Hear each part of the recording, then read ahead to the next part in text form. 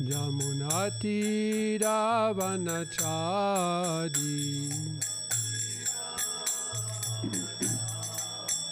Jai Radha Madhava Kunja Bihari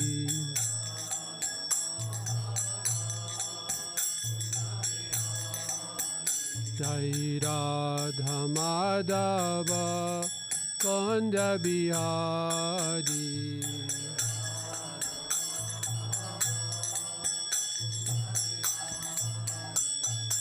Gopi Jana Vallabha Giridvaradari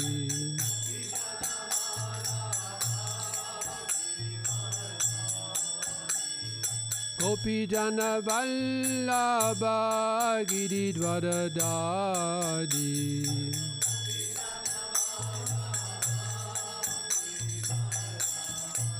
Yashodanandana Brata Jana Ranjana Yashodanandana Brata Jana Ranjana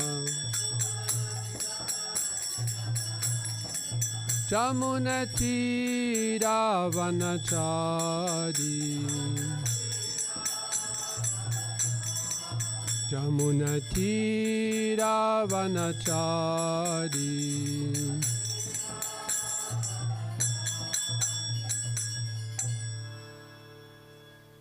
Jai Om Vishnupat Paramahansa Parivaragachaya Sadirasadishi Srimad His Divine Grace A.C. Bhaktivedanta Swami Srila Prabhupada Ki Jai Ananta Koti Vaishnavanda Ki Jai ISKCON Founder Acharya Srila Prabhupada Ki Jai Grantaraj Srimad Bhagavatam Ki Jai Gop Premanande All glories to the assembled devotees All glories to the assembled devotees All glories to the assembled devotees All glories to Shri Shri Guru and Shri Gauranga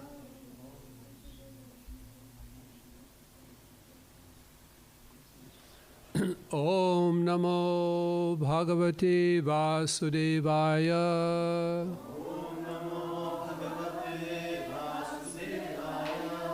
Om Namo Bhagavate Vasudevaya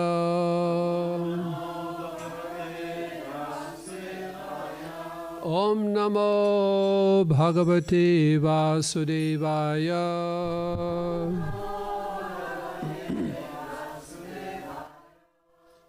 We are reading from the Srimad Bhagavatam, 3rd Canto, Chapter 23, verse 4 to 5.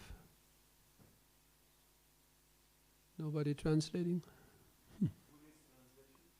They told me someone will translate.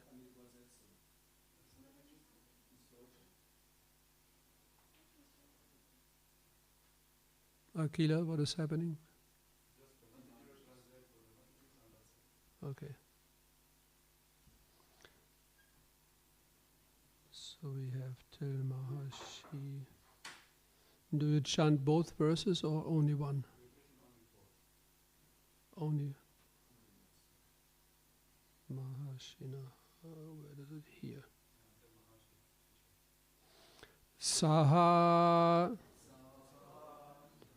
Vai Deva Rishi Varyaha Tam Manavim Samanuvratam Daivat Gariyasaha Patyuhu Ashasanam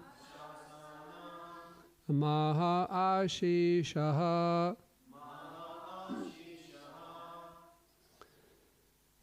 Savai Deva Shivayastam Manavim Samanuvratam Daivat Gariyasa Patyur Ashasana Mahashishaha.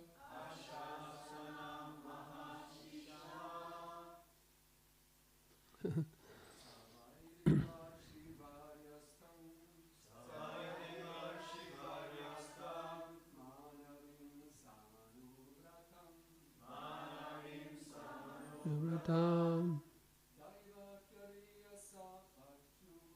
Daivatkariya Sadhana Ashasana Mahashisha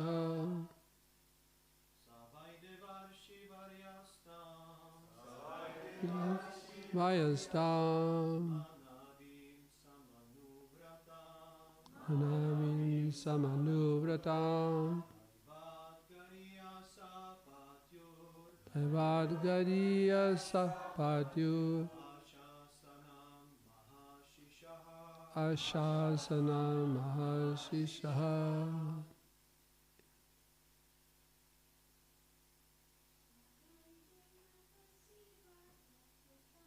Savai Deva Shivayastam Manavim Samanuvratam Vadgaliya Sapatyur Shasana Mahashisha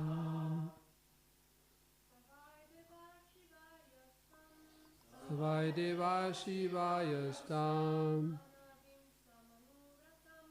Manavim Samanuvratam Daivatkariya Sapatyur Ashasana Mahashisha Saha He Vai Certainly Deva Rishi of the celestial sages Varyaha the foremost Tam her Manavim the daughter of Manu Samanuvratam fully devoted Daivat then providence Gadiyasaha who was greater Patyuhu from her husband Ashasanam expecting Maha Ashishaha great blessings. And then we have verse 5 also. Kalina bhuyasak shamam karshitam bratta chayaya prema gadgadya vacha pidattaha kripaya bhavid. Translation. The daughter of Manu, who was fully devoted to her husband, looked upon him as greater even than providence. Thus she expected great blessings from him. Having served him for a long time, she grew weak and emaciated due to her religious observances. Seeing her condition, Kardama, the foremost of celestial sages, was overcome with compassion and spoke to her in a voice choked with great love. Purport by His Divine Grace, A.C. Bhaktivedanta Swami Srila Prabhupada Ki Jai. The wife is expected to be of the same category as the husband. She must be prepared to follow the principles of the husband, and then there will be a happy life. If the husband is a devotee and the wife is materialistic, there cannot be any peace in the home. The wife must see the tendencies of the husband and must be prepared to follow him. From Mahabharata we learn that when Gandhari understood that her would-be husband Dhritarashtra was blind, she immediately began to practice blindness herself. Thus she covered her eyes and played the part of a blind woman. She decided that since her husband was blind, she must also act like a blind woman, otherwise she would be proud of her eyes and her husband would be seen as inferior. The word samanuvrata indicates that it is the duty of a wife to adopt the special circumstances in which the husband is situated. Of course, if the husband is as great as Kardama Muni, then a very good result accrues from following him. But even if the husband is not a great devotee like Kardama Muni, it is the wife's duty to adopt herself according to his mentality. That makes a married life very happy. It is also mentioned herein that by following the strict vows of a chaste woman, Princess Devahuti became very skinny, and therefore her husband became compassionate. He knew that she was the daughter of a great king, and yet was serving him just like an ordinary woman. She was reduced in health by such activities, and he became compassionate and addressed her as follows.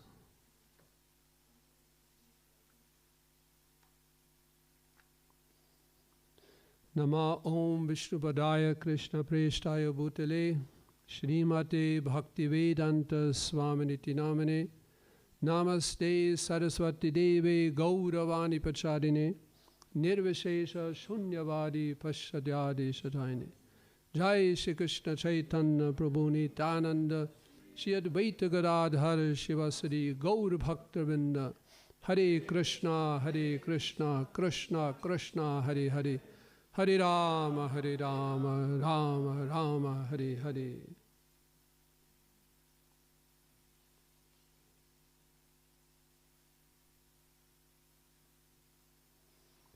In the, I think we have to read the verse one more time. Savai Deva Shivayastam Manavim Samanuvratam Daivad Gariyasah Patyur Ashashanam Mahashishaha. The daughter of Manu, who was fully devoted to her husband, looked upon him as greater even than Providence. Thus, she expected great blessings from him. Having served him for a long time, she grew weak and emaciated due to her religious observances. Seeing her condition, Kardama, the foremost of celestial sages, was overcome with compassion and spoke to her in a voice choked with great love.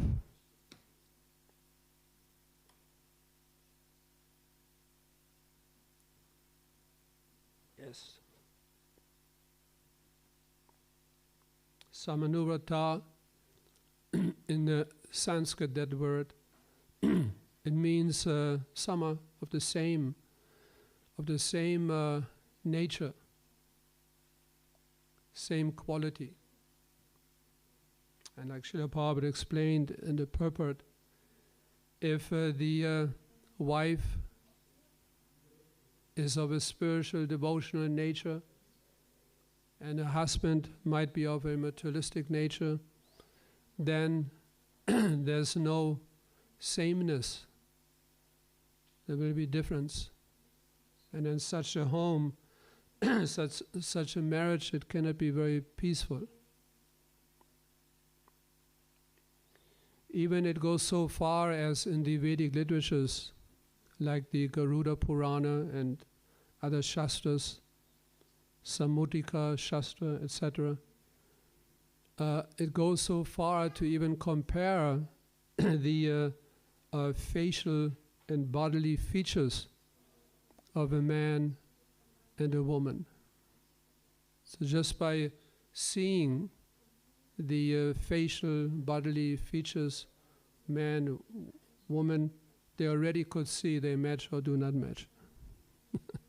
And then of course astrology also. Do they match? Do they not match? The features of women, for instance, it is the 4 basic categories being described as a Padmini, Chitrini, Shankini, Hastini, lotus, art, conch, and elephant.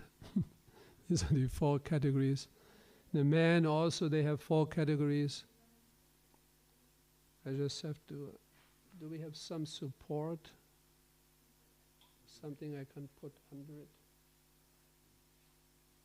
The case of my glasses?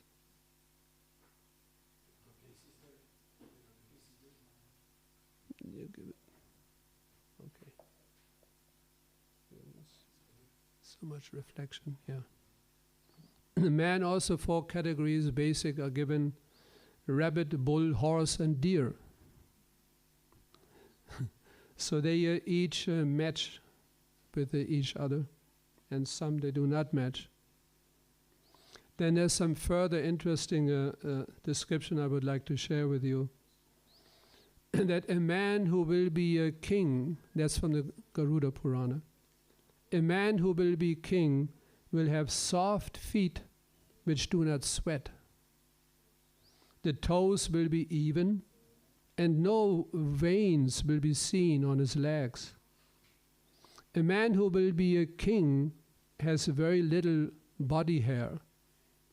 Each pore on his body will have only 1 hair in it. You can already take a magnifying glass and A man who will be poor is known by rough nails on his toes. Veins will be seen on his face. The toes will be dry and he will be flat-footed. Krishna, yeah, flat-footed. He will also have 3 hairs in each of his pores. A person with 2 hairs in each of his pores, become a learned man. So if there are 2.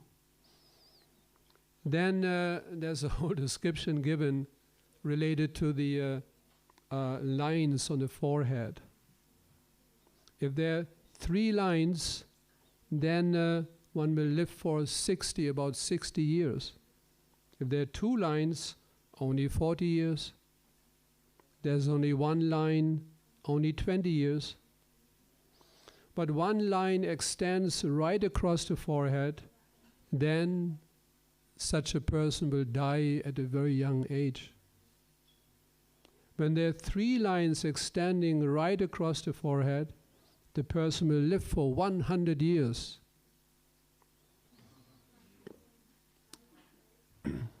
A woman with a round face brings prosperity to her household.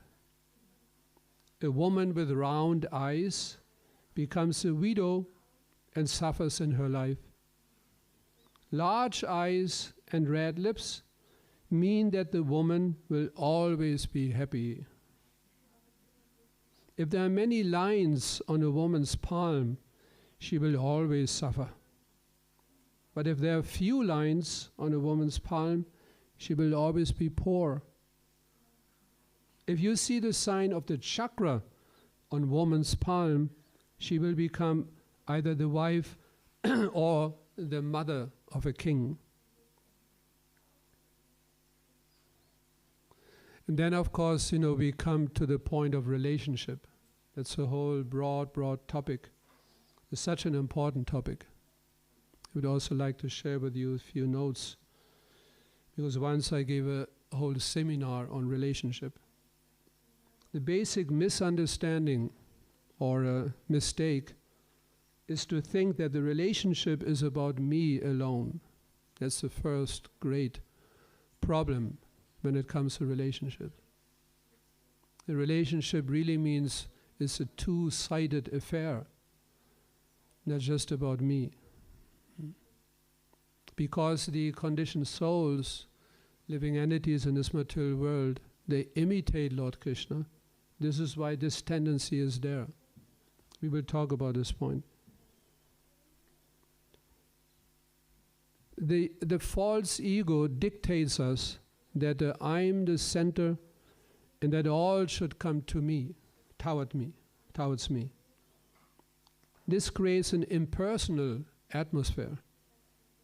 If instead we think that I have to make endeavor to interact with the other person, then relationships begin.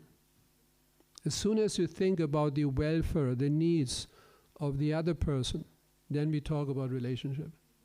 If it's only about me, there's no relationship. It's only one-sided. Instead of worrying about my own pleasures, my own needs, I rather worry about the pleasure and needs of the other person. Still, at the same time, I need to place myself into a proper situation, because I also exist. If it's only about the other person, again, it's a one-sided relationship. So naturally, I also play an important role, and that's why one has to place himself, situate himself in a former position, in a position one feels comfortable. Sometimes we have experience, like when you ride on an airplane or in a bus, train, and there's a person sitting next to you. Now, if the person is too much absorbed with itself, his own life, his own personality, then it's difficult to talk to that person. Where you are coming from? I'm not interested to have a conversation. Either there's no reply or very short reply. Because the person is too much occupied with itself. But when one thinks about other people, other persons, one is more outreaching. And then it's easy to talk to such a person. Very easy. Oh, I come from this city or that village or whatever, my name is, etc., etc. Then immediately relationship begins. That's why the Varnashram principles are so important. The people are basically in a Varnashram system, they're basically satisfied. Because everybody is properly situated according to his own psychophysical nature. One is properly situated, then one is happy, outreaching, one seeks even relationships. The human being is considered to be a social animal. We can only truly exist in a relationship, association with people. Then we feel natural, we feel sheltered, we feel satisfied. We can share all our thoughts, our ideas, our desires with other people. That's also very important in a marriage relationship. The husband, wife, they on a regular basis, they have to come together, sit together, and share their thoughts, how they feel, share their emotions. It's important. Sometimes this is being overlooked. Sitting together, how do you feel? Do you have anything? Do you need something? Everything all right? Of course, the first reply is always yes. But just wait a little. Wait a little longer. Ask one more time. Third time. Then maybe at the 10th time something will come out. You have to take the time. When we talk about relationship, you have to have time for the person, for the husband, for the wife, you have to sacrifice time. This is very important. And if this is being done on a regular basis, you don't have to spend so much time each time. But as longer you delay, Hare Krishna, as longer you delay, as more difficult, as longer it will take each time. You have to spend hours just to clarify things.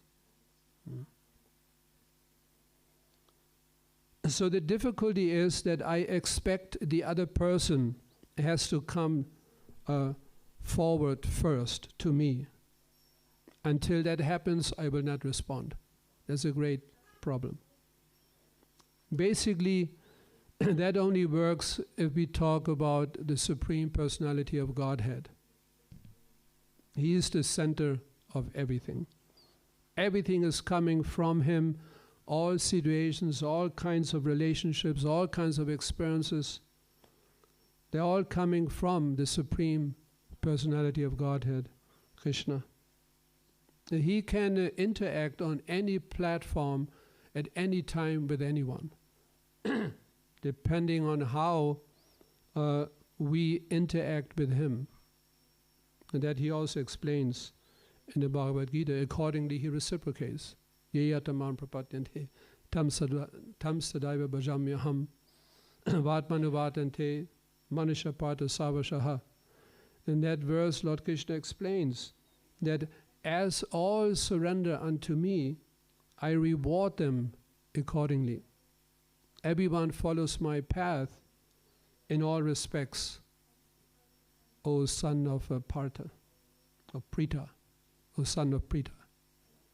So that is Lord Krishna's position. We have to approach Him, not that He has to approach us.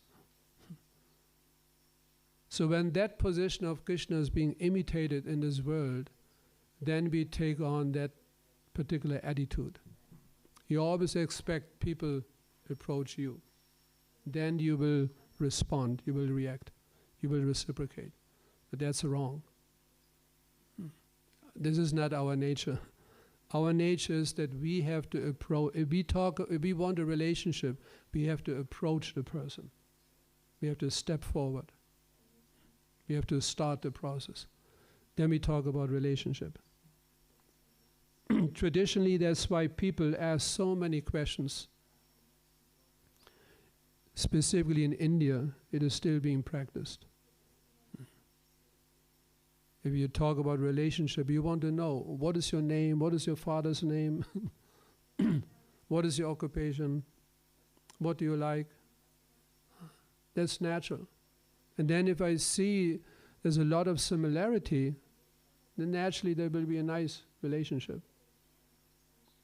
But even if the interests are not the same in a marriage, as mentioned in today's verse, then at least the wife should show some interest. It might not be her personal interest, but she should show interest. That will give the necessary support for the husband, that he feels understood. Oh yes, my wife understands. I have this particular interest, that particular I favor a particular activity or whatever. So if the wife shows some sort of support,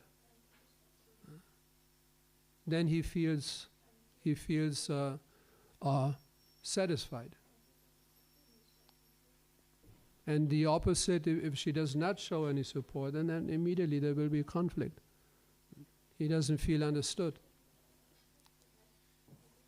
That's one of the main reasons why marriages or relationships break up.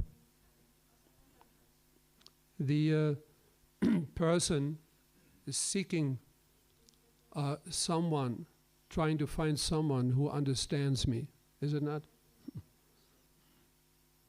Now why are you going with another man? Or because that person understands, I feel it really understands me.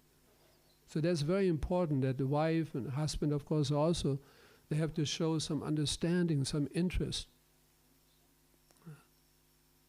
in the other person's life, nature, everything, desires, to show some interest, this will give a lot of support. Unless there's something in common, there won't be anything based on to interact with. And again, the Vedic culture is designed in such a way that one should know what the common ground is. Because otherwise one may find somebody and there's a nice mood, something you like, but then later on the situation might change. That's why a stable, a permanent common ground is very important in relationships. Because situations might change. The mood, so many things might change. But if there's a common ground, stable common ground, then the marriage will last. As more the living entity places himself in a spiritual environment, as more his relationship with others will be satisfying. That Srila Prabhupada also explained in one purport. And that's the advantage of a Krishna conscious marriage, because both have the exact same interest. Krishna consciousness, Krishna. Worshipping Krishna, serving Krishna, rendering service to Krishna. So as more Krishna is in the center of a married life, then as more there will be a possibility for success in that marriage. Because both have exactly the same interest.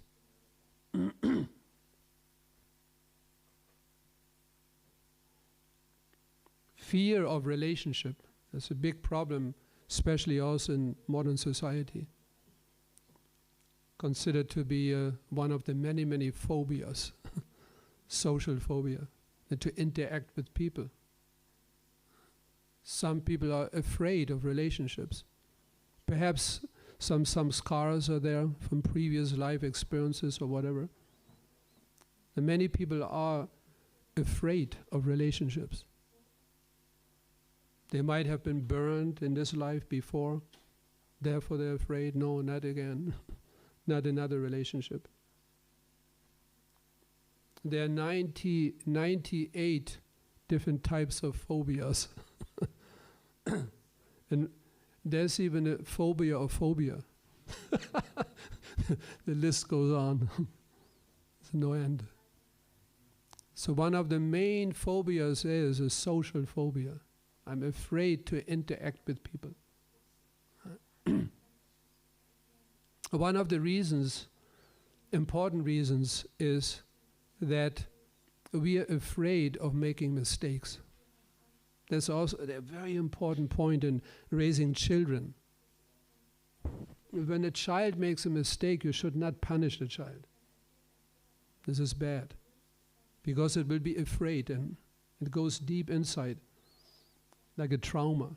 And it will be afraid to make mistakes, afraid. And then when the child is grown up, it will have that particular problem. I'm afraid to make a mistake.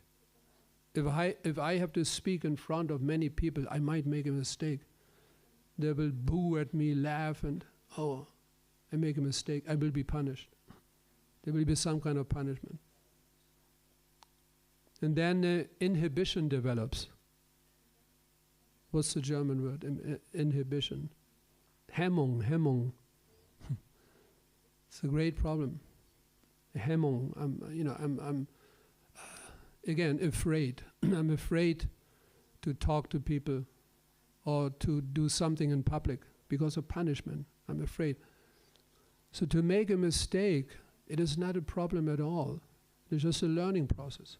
You have to tell the child, not you made a mistake, therefore I have to punish you. No, you're learning.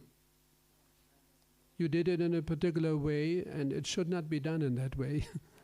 Don't say it's a mistake. It should not be done. It should be done in a different. I show you now how to do it properly. I show to you how to do it in a different way. Learning, it's a learning process. So our whole life should be designed in such a way, not in a punishing way, but learning. It's a learning process.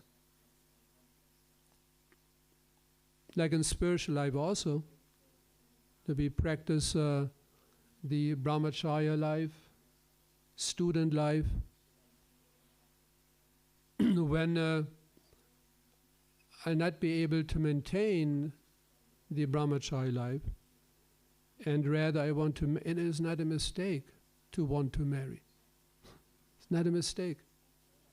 But many think, I failed. See, I failed as a brahmachari. Failure, I made a mistake. No, you didn't make a mistake. You learn. Now you learned that you cannot remain alone in your life. You need to marry. This I learned now. Not I made a mistake. I will be punished. What will everybody think about me? For so many years I was wearing this nice glowing saffron color. Now I have to give it up. What will they think? I will be punished. Mistake. No. Now I'm learning. Then I enter another ashram. I learned so many things in that ashram. Again, it is not a mistake. Whatever might happen, it's not a mistake. I'm learning, I'm learning, I'm learning. Now, if we think in this term that I'm learning, then you will always be enthusiastic. Learning is very satisfying, is it not? You learn a new melody on a harmonium, very inspiring. Then you want to share it, show it to others. You see, I learned this new melody. Which one? I show you. It's very satisfying. Learning is very satisfying. So our whole life should be a learning process. Then we will always be very satisfied, enthusiastic, inspired. I learned something new, something new. Now I have a new child. I'm learning so many things. Mother also. Now I'm learning so many things I'm learning. Then our emotions will be healthy. That's also a very important point. Our emotions will be healthy. When we think I did something wrong, I failed, I made a mistake, our emotions are unhealthy. When emotions are unhealthy, they affect the physical body and the subtle body, the mind. We develop diseases, unnecessary diseases. It's a fact. A person who feels optimistic, enthusiastic, inspired, diseases cannot touch, unless, of course, there's some karmic reaction there. But just in general, diseases will not touch such a person. He will always stay healthy and strong.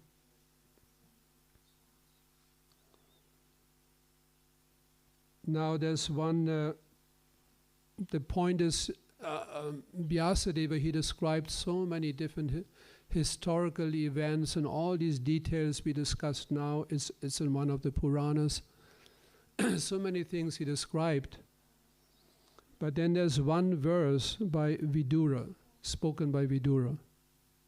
And he said, I have repeatedly heard about these higher and lower statuses of human society from the mouth of Vyasadeva.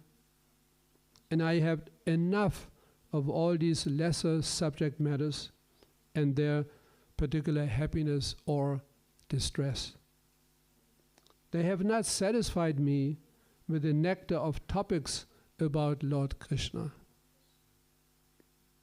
Then Vidura explained to Maitreya that he is fully satiated with the knowledge of mundane social and political topics and having no more interest in them. And this will develop at a very advanced stage of practicing Krishna consciousness. In the beginning, all these various topics, social related topics, political, everything, they're very interesting.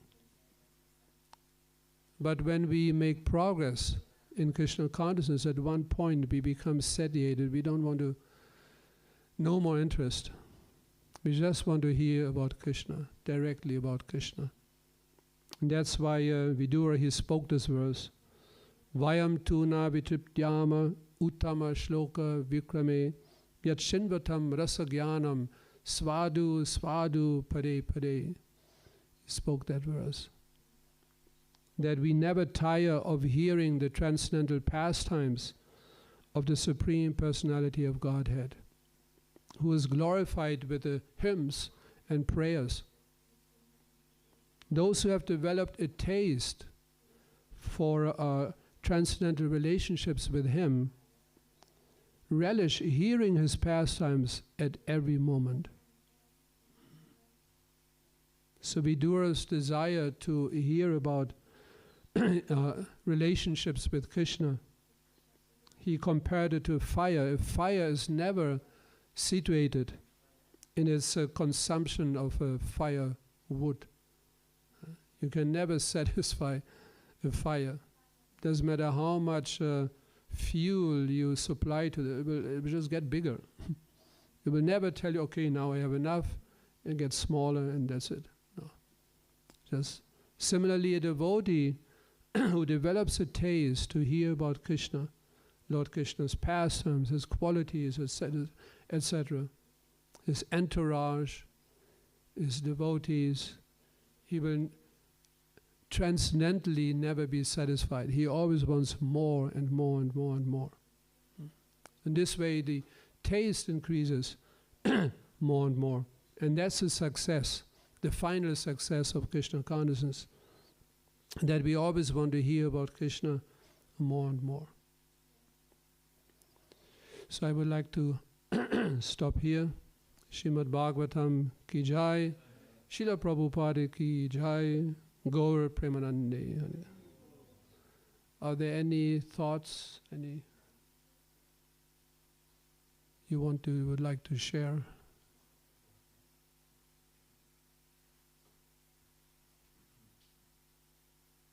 Like Lord Krishna, he in one sense, of course, he is described as rasa. He's a rasa himself. He doesn't need to look for rasa. Of course, he does. That's his pastime. But he's rasa himself. He's being described like that. Rasa Vaisaha Rasam Hi Vyayam Laptvavandi Bhavati.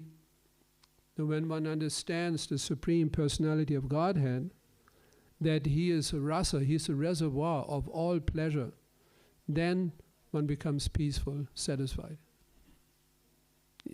There was one, Akila Prabhu, one comment you have? Hare Krishna Maharaj, thank you very much for the inspiring class. Very difficult to understand for me. Yeah, bisschen lauter, or is it more, costed too much electricity? Yes, thank you. You said that one gets inspiration from learning constantly. Isn't there the danger to entangle oneself if one directs one's learning in all different fields? What should one direct? What should one try to learn? Serving Lord Krishna. That we should learn. There's no end. So many things we can do for Krishna's pleasure. Srila Prabhupada always gave the example. If you have the desire to cook for Krishna, to learn how to cook nicely for Krishna. Because we want to do everything perfect for Krishna. I think Lord Krishna deserves it. Everything should be done perfectly for Him. When Srila Prabhupada was in Germany, he noticed that the Germans, they have the nature of, they want to be perfectionists. They like to get into details, do everything very nicely. And Prabhupada noticed that. And then he made that comment, we should do everything perfect for Krishna. The books, he always checked in the quality of the books. When he saw the German books, he said, very, very good quality. He was very happy. Not some other countries, sometimes you open the book and the pages fall out. What is it? So we want everything perfect for Krishna. Learn how to play the instruments perfectly. Not a little bit and then, I know everything. Then you become stagnant, That's a danger. Not to learn more, that's not a danger. To become stagnant, that's a danger. Thinking I know everything already. I know 3 Mridanga beats, I know already. Nothing to learn. You become stagnant. I know everything. Like sometimes you hear from devotees that I know Srila Prabhupada's books. Okay. I know the Srimad Bhagavatam. I read it once.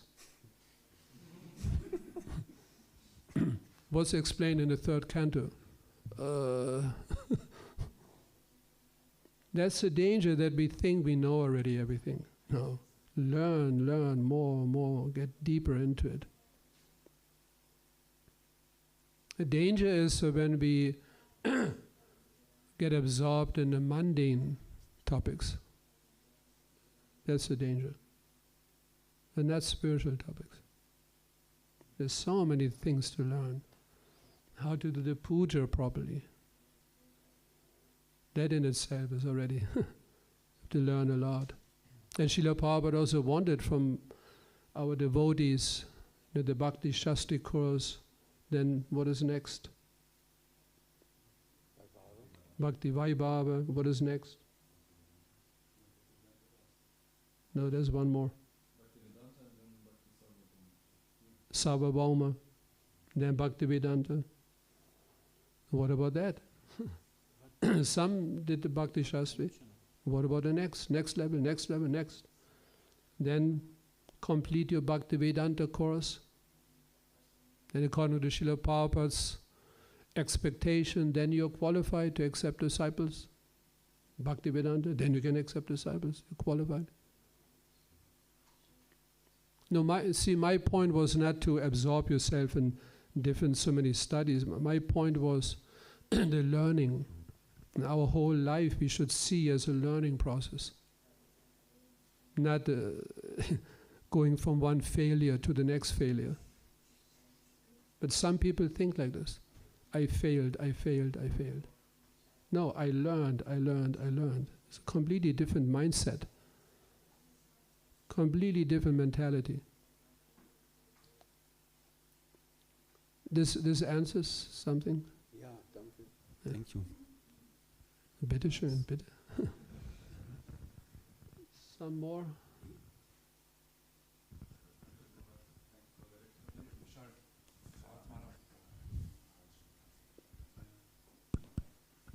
Hare Krishna.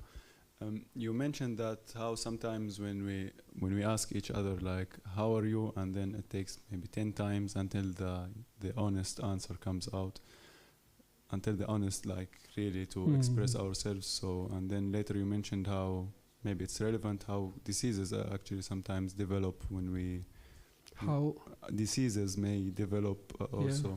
So how do we in a healthy way or in a natural way overcome this suppression mentality? How to overcome what? Suppression.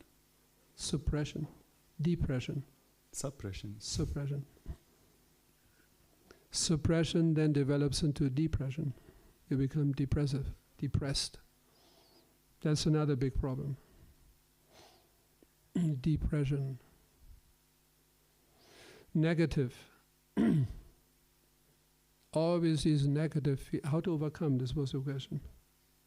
How to overcome? That we know. Chant Hare Krishna. That's not a joke. When we feel distressed or depressed or whatever, chant, take shelter in Krishna. That requires practice. Whenever anything negative, and then we surrender to Krishna. Krishna kindly. Chaturvida bhajanti mam. whatever problems we might experience, approach Krishna. He can help in so many different ways.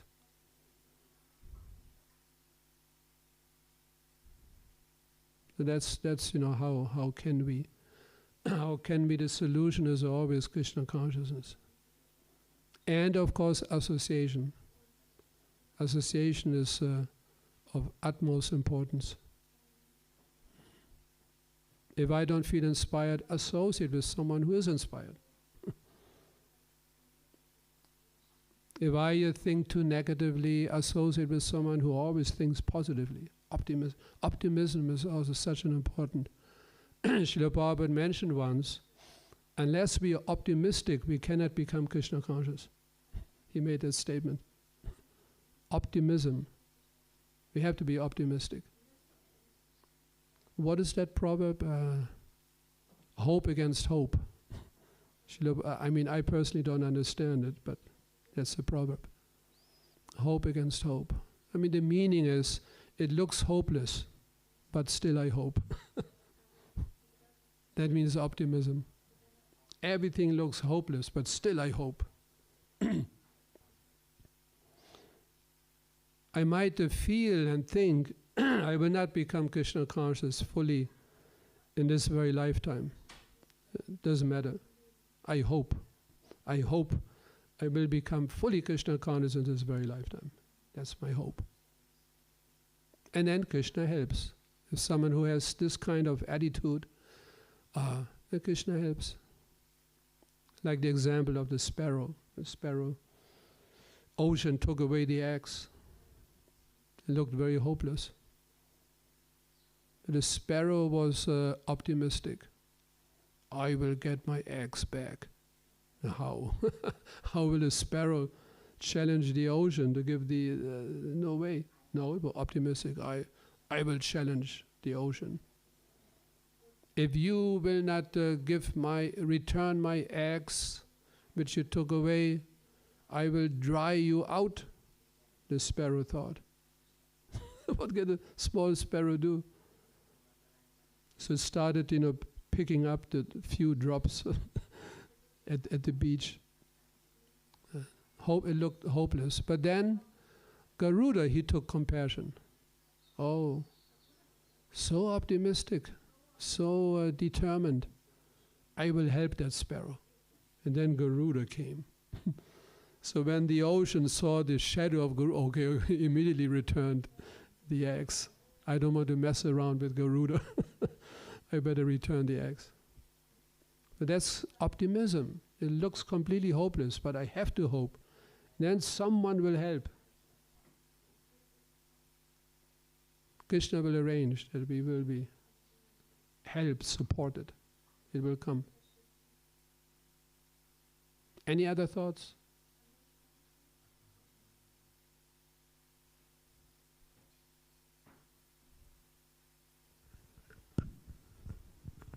Hare Krishna Maharaj, thank you very much. Again, a beautiful class. About relationships, and particularly you mentioned that Krishna has this quality of... Krishna has a quality of being a center and responding if somebody approaches him. Yeah. So this quality is copied by the conditioned soul. So he wants to become God as well. Yeah, he wants to imitate that position. But there's many other extremely wonderful qualities of Krishna. He's interactive, he's merciful. He is? Interactive, merciful. So why not copy those qualities? Yeah. Right. We should not only copy one aspect. If we want to imitate God, Krishna, then we should do a complete copy. And interact with each and every living entity in a perfect way. This is mind-blowing. This is imagine Lord Krishna's greatness. How many living entities are there we cannot count? Even in this universe, we cannot count the living entities, the jivatmas, unlimited. What to speak of other universes? This universe is a small one. 14 planetary systems, it is small, considered to be small. There are 28 planetary systems, just up to 1,000, millions. The universes, they have millions of planetary systems. This one is small. And the living entities in those, no way to count. All the living entities in the entire creation, impossible to count. Then what about the spiritual world? Unlimited. And yet Krishna is so great with each and every soul, Jiva Atma. He has an eternal relationship, reciprocation. This is Krishna. So at least we should imitate a little bit, that we try to interact with people in an active way. Krishna always tries to satisfy his devotees. That's the spiritual competition. Devotee wants to satisfy Krishna, Krishna wants to satisfy the devotee. Transcendental competition. The whole point is satisfying. This is Lord Krishna's nature. He wants to see that everyone is satisfied. I actually have to go. I have to stop here. We can continue next time when I visit again. I have to pick up in 3 weeks or something, 3 weeks, 1 month, I have to pick up my driver license. I didn't make a new one, I just, old one expires. Then we can continue. Hare Krishna, Srila Prabhupada ki jai, Gaur Premanande.